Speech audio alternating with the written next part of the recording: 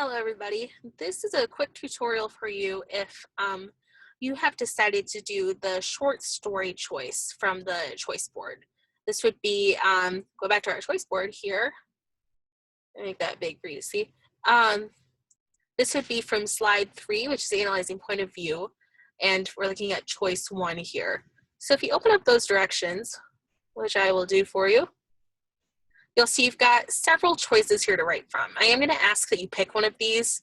Maybe you do have another character in mind that you would like to write about, but for the sake of grading and so I know what I'm looking for in your story, I'm going to ask that you pick one of these 4 characters to write about. But pick a situation, pick a character, and if you scroll down, you'll see some requirements for your assignment here. So this is a big one. Here, I want your story to be at least 10 sentences long.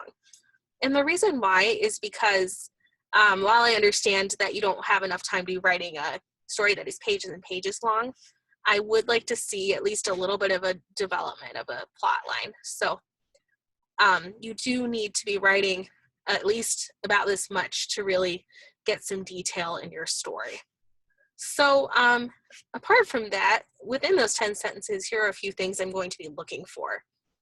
I want you to describe the setting of the story. So tell me where it's taking place. And not only that, but also give me some details about that place.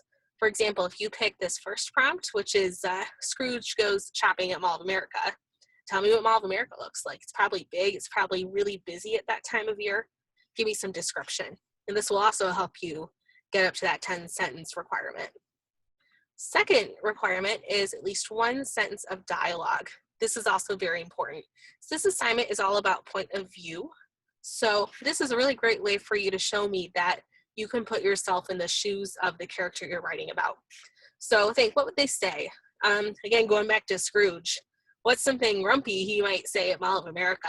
You might remember his catchphrase is "bah humbug," so that would be a great one. Third one here, I want you to have some sort of problem in your story. Otherwise, the plot gets pretty flat.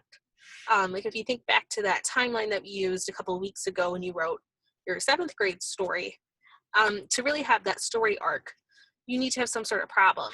So you get that climax in the middle and it's a little bit more interesting. So what is the problem this character is dealing with? And then how do they solve the problem? Sure, you don't just leave them hanging, have some sort of resolution. These are the things I'm looking for. You're going to write all of this on a Google document. So I don't have these set up for you already, actually. The reason why is because there are 6 possible assignments people could be doing, and that means it'd be too complicated for me to set these up on Google Classroom. So make a document. Here's mine. I'm going to set up an example for you guys here. Now the title is really important. The reason why is because when you share your completed assignment with me, I'm potentially going to be getting around 140, 150 documents rolling in. And if your name is not in this title, it might get lost in my email. So start your title with your name first and last, and then give a little description of what this assignment is. So in this case, this is for point of view. That is the 3rd slide that you're looking at with this assignment. And you're doing choice 1 for this assignment. But please give me this detailed title. That way I know exactly who this assignment belongs to and which assignment you have chosen to do. Now, I'm not going to write out a full example for you guys. Reason why is because this is a final assessment. So I really want to see what you're capable of doing on your own. And I also have not given you quite as much structure as I normally do for a writing assignment for the same reasons. But that being said, feel free to use some of the tools that I've given you over the past semester for writing. For example, we just did a writing assignment a couple weeks ago for the 7th grade assignment. So maybe to get yourself started with this story, you want to use some of the same tools I gave you for that story. A good example here, I'll show you. Here's a page of Google Classroom. If you go to classwork, you'll remember that from week 7, so here it is, we did this My 7th Grade outline. Now this could have some really, really handy tools for you to get started with this story. For example, if you want to borrow this timeline that I gave you guys, feel free. If you want to even copy paste this onto your document to get yourself started, that is fine.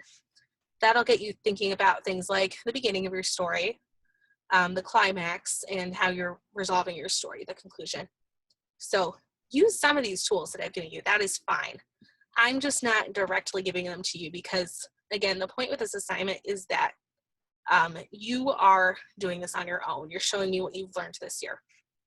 So that being said, that's what I'm looking for here. Type up your story on this document. When you are done, you got your full 10 sentences, make sure you count them, then you can go ahead and share that with me. So click on this blue button. And then you're gonna just type in my name and my email address should pop up. Either of these two are fine. I will get your assignment either way.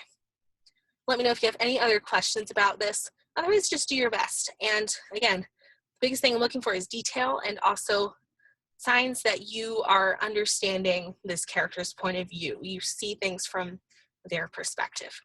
Good luck. I'm looking forward to reading these from you guys.